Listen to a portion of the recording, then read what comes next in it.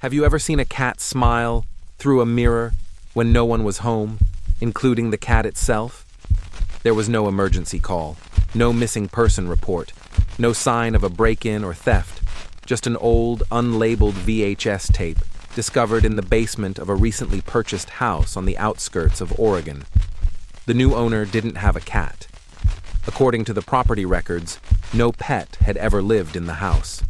And yet, the tape showed footage from a home surveillance camera. In it, a tabby cat sat in front of a hallway mirror, unblinking, perfectly still, while its reflection was smiling. The year was 2017, early October, when the sky in Oregon turned a muted gray and the fog clung low like a second skin on the streets. Tillamook, a sleepy town tucked away between forest and coast, was the kind of place people drove through, not to. There, on the edge of a cul-de-sac surrounded by pine, stood a two-story house that hadn't had a living occupant in over half a decade.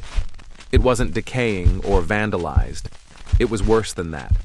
Pristine, preserved, like it had been sealed by time rather than neglected by owners.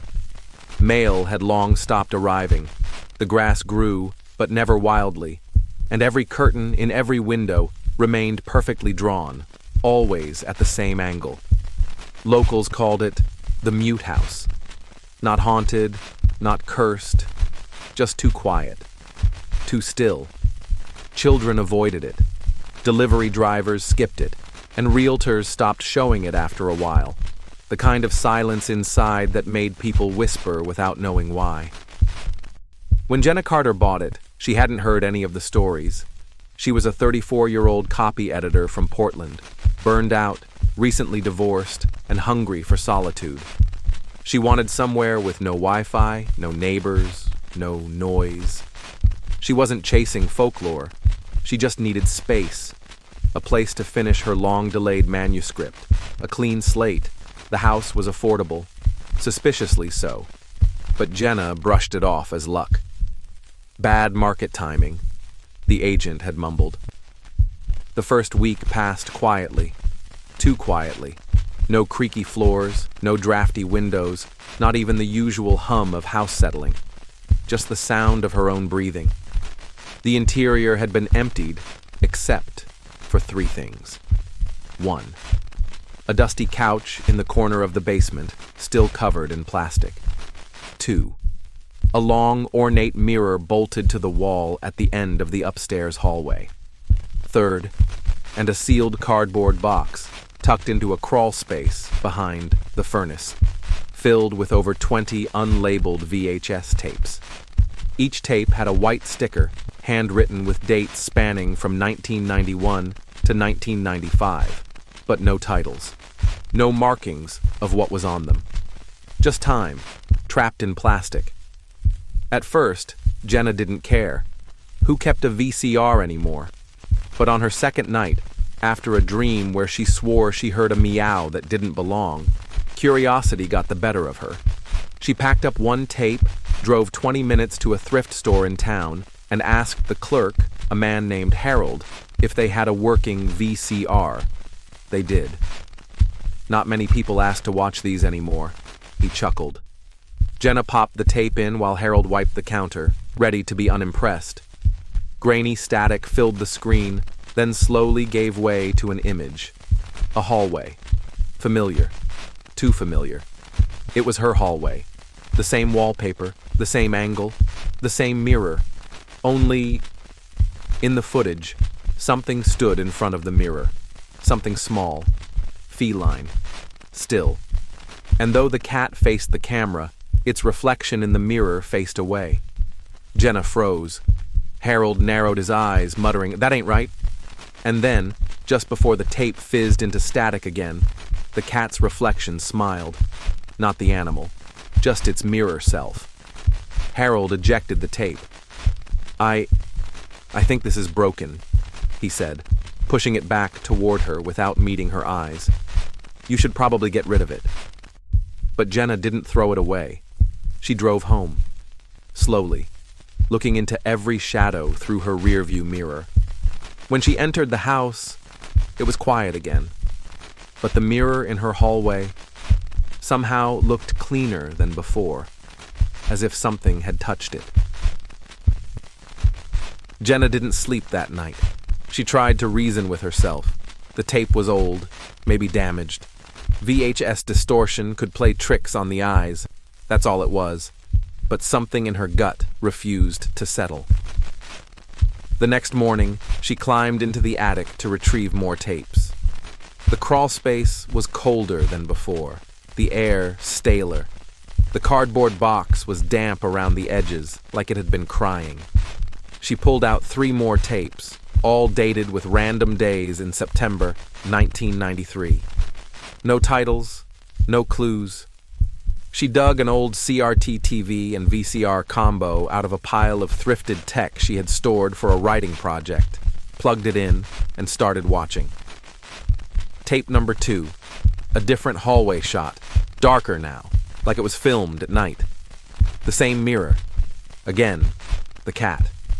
Still, unmoving. But its reflection blinked when it shouldn't have. Jenna leaned closer to the screen. The real cat never moved. But the reflection, it twitched the way humans do when trying not to laugh. She fast-forwarded the tape. Near the end, the cat finally stood up and walked out of frame, except its reflection stayed behind, staring. Tape number 3. This one started in a kitchen. Jenna recognized it. Her kitchen. But something was wrong with the fridge. Its door was open, but inside was a mirror. Not food, not shelves, just a mirror that stretched endlessly backward. And in the reflection, barely visible in the background, sat the smiling cat. No body, just the grin. She slammed the VCR off. She hadn't seen a real cat since moving in. There were no paw prints in the dust, no food bowls, no litter, just these images, these echoes. And worse, when she checked the hallway mirror again, her reflection seemed slightly delayed. Barely. Half a second. But delayed. She lifted her hand, and the mirror followed. Not at the same time, but after. She whispered to herself, "Hello?" Her reflection smiled. She hadn't. Jenna needed answers, not guesses, not theories. She took the tapes to a local media restoration shop, one of those small places run by a single man in his late 60s who repairs 8mm projectors and transfers weddings from camcorder to digital. His name was Curtis. She handed him the 3 tapes without much explanation. Just said, "Something's wrong with these. Can you digitize and check the signal integrity?" Curtis didn't ask questions. He just nodded and told her to return in 2 days. But she got a call that night. His voice trembled through the receiver. "Jenna, I don't know what kind of joke this is, but one of the tapes, tape number 3, I can't copy it. Every time I try to play it on the digitizer, it freezes at the same moment, a few seconds before the end." "What do you see when it freezes?" she asked. "Not sure. It's your house, I think. There's a mirror, and a figure." "What kind of figure?" "It's small, low to the ground, like a cat. But it's just standing. Not sitting, not walking. Standing. Upright." "That's not possible." "I thought so too. So I slowed it down frame by frame, and the last clear image before it freezes." "Jenna, it's your reflection in the mirror, but it's not moving like you. It's..." Then static. The call didn't drop. It just turned into white noise, hissing. Jenna pulled the phone away. It was still connected. She could hear something faint behind the static. Breathing? No. Purring. Faint and steady. The line finally cut. The next day, she drove to the shop. Curtis wasn't there. The sign on the window had changed from open to out for business. Not closed, not on vacation, just gone. But on the front step, in a sealed, padded envelope, were her tapes. with a sticky note. "Burn these. Don't digitize. Don't watch again." She took them home. Her fingers trembled as she opened the envelope. Inside was one extra item, a photograph, printed from one of the frames. It showed a still of her hallway mirror, with two reflections of her, one smiling, one not. But in the image, she was nowhere in front of the mirror, just the reflections. She dropped it. The hallway behind her creaked. Jenna stopped sleeping in the bedroom. She moved to the couch in the living room, surrounded by lamps that she never turned off. The hallway mirror had been covered with a blanket, but every morning she'd find it uncovered, not torn, not moved to the side, just neatly folded on the hallway floor. She called her sister in Denver. "Stay with me a few days," Jenna pleaded. "Something's wrong with the house." Her sister Dana arrived the next afternoon. She didn't believe in the supernatural. Jenna knew that. But Dana cared enough to show up anyway. That night, they both stayed in the living room trying to laugh it off. But at 3:11 a.m., Dana shook Jenna awake. "There's something in the hallway." Jenna sat up, heart pounding. The blanket was off the mirror again. But what froze both of them wasn't the mirror itself. It was the cat. It wasn't theirs. Jenna had no pets. But there it was, jet black, small, staring at them from the end of the hallway. Silent, still. Its ears were wrong, almost human-shaped. Its eyes didn't blink. It didn't breathe.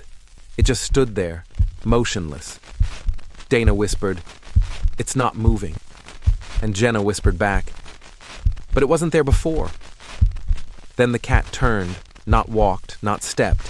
It slid out of sight, like a glitch in a game. They didn't sleep after that. In the morning, Dana insisted on checking the security system. Jenna had installed a set of cheap interior cameras after the first mirror incident.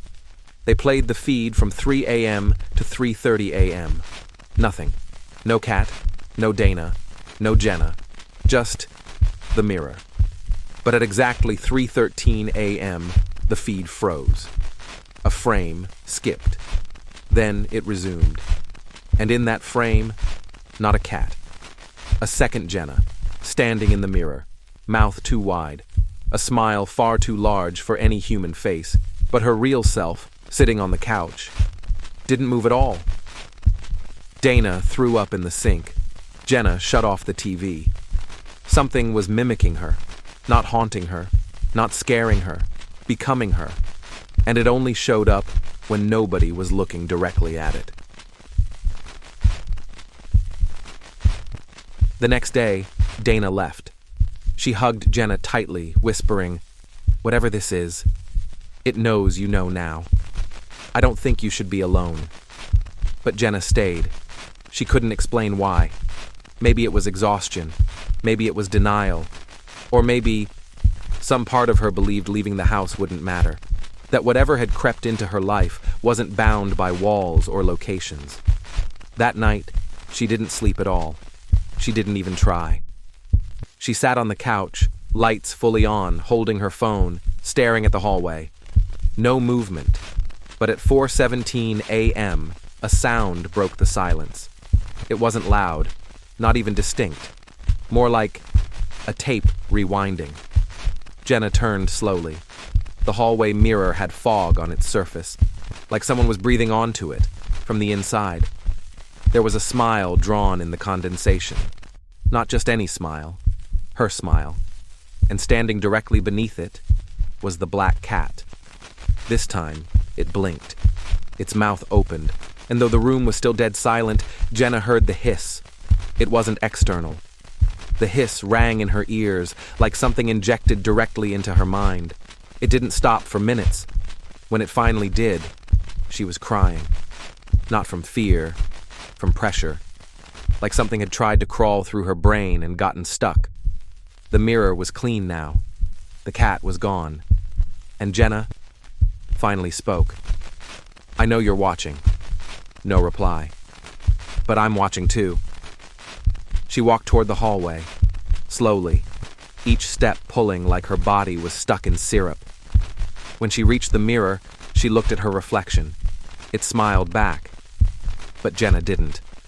Her reflection blinked first, and for a split second, just one, Jenna saw a second cat at her feet in the reflection.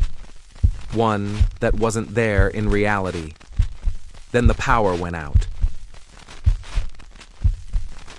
Some tapes aren't meant to be played, some reflections aren't meant to be seen, and some cats aren't cats at all. Jenna's case was never officially filed. No police report, no documentation. Even the VHS tape, the one she swore she sent to a friend, was returned in the mail blank. Not damaged, not erased, just empty. Like nothing had ever been recorded on it in the first place. She lives alone now, doesn't own a mirror in the house, doesn't own a cat either. And every few months, she moves. New city, new routine. But the one thing that never changes, the reflection always finds her again. Sometimes on the screen of her phone while it's off. Sometimes on the dark surface of the oven glass. Sometimes in her eyes when she looks too long at her own shadow. "It doesn't need a mirror anymore," she said once, in a voice message that's since disappeared. "It just needs me to blink." There are stories no one can fully explain. Files that vanish. People who stop being believed. But if you're still watching this, then maybe the tape didn't fail this time. Maybe it reached someone who will look a little closer. So, tell me, what do you think was in the reflection? Leave a comment with your theory. Subscribe for more cases that were never meant to be seen. And remember, if your cat starts hissing at the mirror, don't turn around.